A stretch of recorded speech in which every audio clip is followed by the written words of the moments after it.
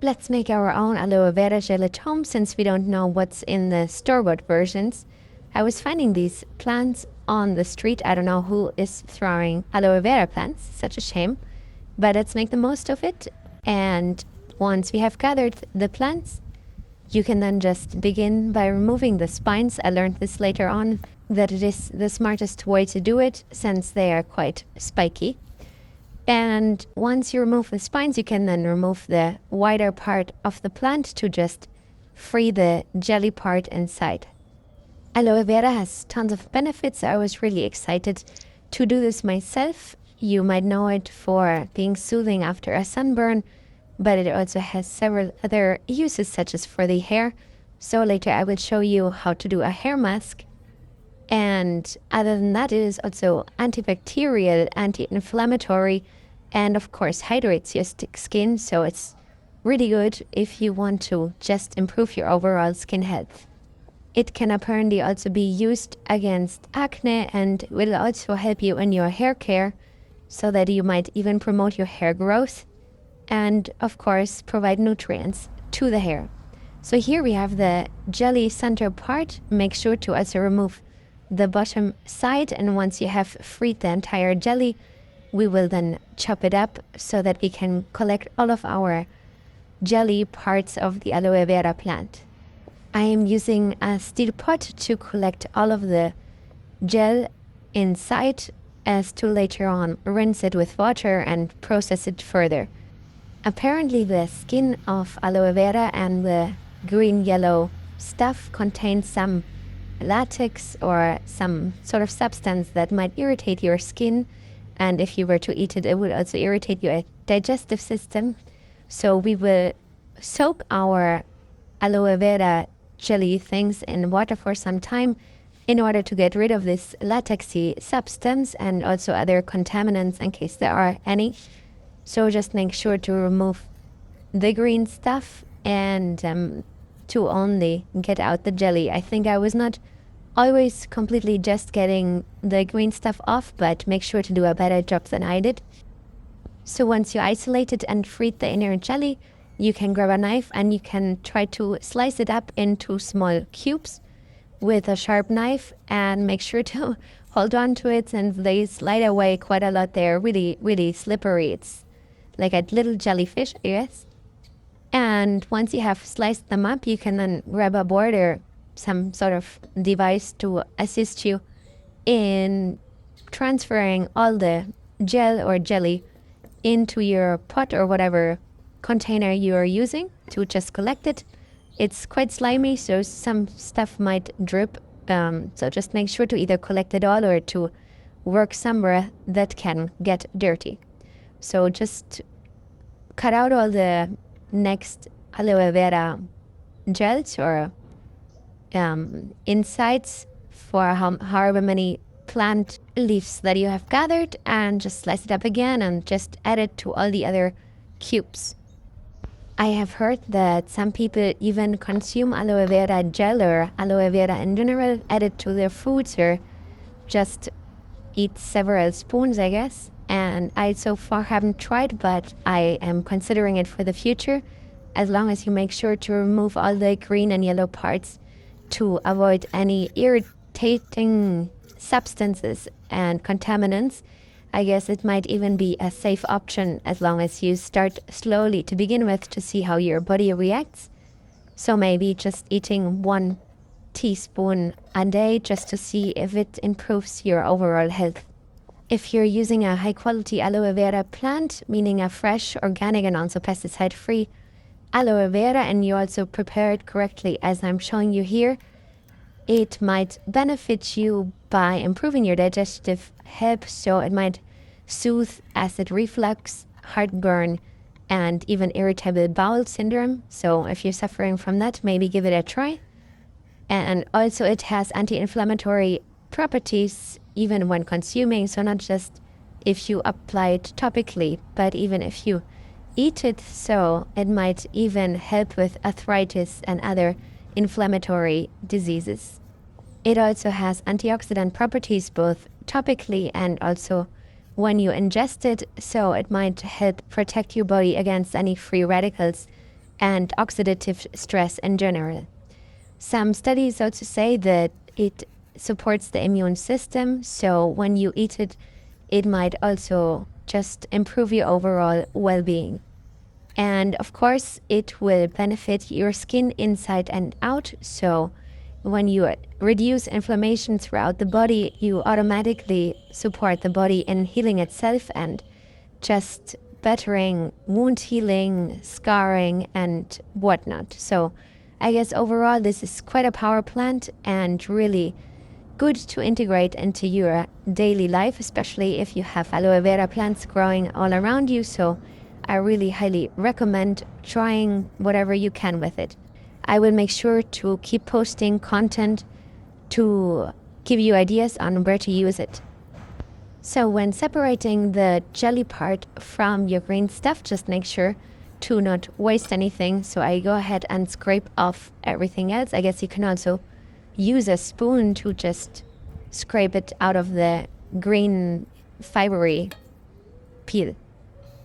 Aloe vera plants are native to Africa, for example, in Morocco, Algeria, Tunisia, Libya, and Egypt, and also in the Indian subcontinent, so in countries like India and Pakistan, and in the Americas, especially more in the southern regions, so southern US, Mexico, and Central and South America. So if you're living in any of those regions, you might be lucky and you can just cheaply and easily integrate using aloe vera into your daily habits and skincare routine. It might also interest you to know that aloe vera gel might help you to reduce aging, or at least to reduce the wrinkling and fine line buildup in your face and wherever else on your skin. So it is really great to just moisturize and to prevent wrinkles and premature aging. So let's just finish up cutting our last aloe vera leaves so that we can proceed with our next steps. So cut it up in more cubes and then just transfer all of that into our steel bowl where we are already gathering quite a substantial amount. You can see that I was not doing the best job in removing all of the green stuff, but again, just try to get everything out of there. I was being a bit too timid, let's say, to not waste so much of my aloe vera. But still, we need to get rid of all the contaminants. So here I'm just pushing all the rest into my pot. And here I forgot to show you how it actually looks like when you remove it from the peel. So here I'm just showing you how wiggly and jelly-like this is, but it's such an amazing substance. So now we have everything, or more or less everything, in our pot. You should more or less look like this. The amount obviously can vary depending on your needs and the availability of the plant. So either way, it works with any amount, basically the same way. So there you just saw it gliding away just because of the tiny slime that I was still having on my board. So once you have everything in here, we will then proceed to some place where you have some running water, and we will then add as much water as you like into it in order to remove said latex substances and other contaminants. So I'm going ahead and I'm just opening up the tap so that we can include some water for rinsing. It looks really cool how the jelly-like stuff floats in the water. Just notice that there's a lot of green still in mine, which hopefully in yours is not the case. And then we will just leave the jelly things floating in the water for around an hour. I was actually leaving mine in there overnight, but I recommend just doing it for an hour because apparently otherwise properties might get lost the more you soak it, and or you might even risk contamination by leaving it in too long. So then I went ahead and grabbed a sieve and I just poured all the water and things into it in order to separate the liquid from our solid particles. And once you gathered everything, not leaving anything in the pot, you can then remove the sieve and you can see how yellowish the liquid underneath is looking. So that will be the stuff containing our latex and things that we don't want. So here, preserve your jelly, and this yellowish liquid you can just go ahead and dispose in the nature or wherever you want. And with this jelly we will now proceed. So put this into another pot. I used a steel pot as always.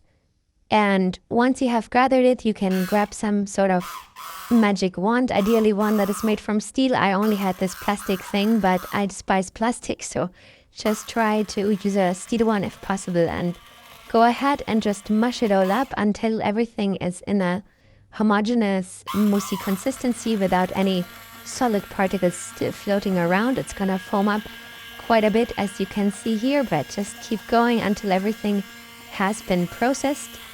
So just keep at it and just mash it. It's a quite therapeutic exercise, so it's really satisfying to just do this. So just keep going until everything is nice and smooth. You can then test it with your spoon to see if there are any solid particles left, but you can also feel it with your magic wand in case there's still anything floating around. So now I'm quite done. I'm just testing to see if there's anything in here, but it seems quite perfect. So we can then continue with our next steps. So just proceed to your sieve again, and if you have a cheesecloth, ideally just cover it with a cheesecloth to remove any remaining particles. It was quite windy, so I'm just trying to get the cheesecloth in a position where I'm not gonna lose anything. So once you set up your cheesecloth sieve thing with a bowl underneath, obviously to catch your gel, you can just pour all of your recently pureed aloe vera gel in there. You see how lovely that looks. And once you have all the liquid gathered, you can then proceed and grab all the cloth and just squeeze all the gel out of there so that you can collect a nice, pure, homemade, natural aloe vera gel that does not contain any toxins from any industrial processing. So I'm just gathering my cheesecloth here, and as you can see, it's just dripping out a bit, and then you can just give it an extra squeeze so that all of the gel comes out and you're not wasting anything. So just pick it up and squeeze. It's really satisfying. It's still looking a bit greenish, but it comes out quite nice and clear. So just continue squeezing until nothing can be squeezed. So just squeeze. You can already see that there's a bit of a thicker liquid gathering in the sieve and the thinner liquid gathering underneath. So don't mind that, it's really little, but I'm still gonna throw even this liquid that's been going through the sieve. And this here is the thing that we want. So once you squeezed everything out, you can then just collect your liquid and the nasty cheesecloth. As you can see, it's having all the green particles. You can then just empty and put to clean. And now that we have our pristine liquid, we can transfer it in whatever container you like, and using 3 steel forms in order to freeze them so that I can do some aloe vera gel ice cubes, which are going to be really great for my skincare routine, because I love just applying an ice cube in the morning. And since I was making aloe vera gel, I was having this bright idea to just freeze it as an ice cube and have a boosting effect in my skincare routine, not just using an ice cube, but actually aloe vera gel that is frozen. So if you want to try it, just use some sort of form. Doesn't need to be this shape, but anything that you have, and just then put it in the freezer, and the rest we can collect in some sort of glass jar. I'm using a yogurt container, and it magically fit exactly into all of my containers. I'm just putting a lid on so that there's no contamination happening, and that I will then later put into the fridge. Or if you're using it immediately, no need to refrigerate it. So here you have the steel forms. I'm just putting them into the freezer overnight, and you can already use them the next morning to apply to your skin. And this here is the consistency that we are currently having for our aloe vera gel. So it is way more liquid than what I'm used to when you actually buy aloe vera gel in a store, which already shows you that obviously they put some sort of substance, I don't know if it's gelatin or what, into it in order to get a more jelly-like consistency. So here I am the next morning after having frozen it. You can see that it is really solid, and I'm just warming the form a tiny bit so that you can more easily get out the aloe vera ice cube. When you press it a bit, it comes off quite easily. And here you have a wonderful aloe vera cube, and that you can then just apply to your face or wherever on your skin in order to just really close those pores and refresh your skin and moisturize and just give you a really nice boost. And with our liquid that we were gathering in our gem jar, we can make a little hair mask.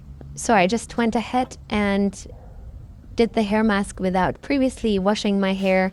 I mean, it is clean, but it is certainly not wet or anything. So I'm just applying this to my dry hair, which maybe was a bit tough because my hair was not soaking it up so easily. So I had to really put the entire jar in there so that it was covered and soaked in the aloe vera gel.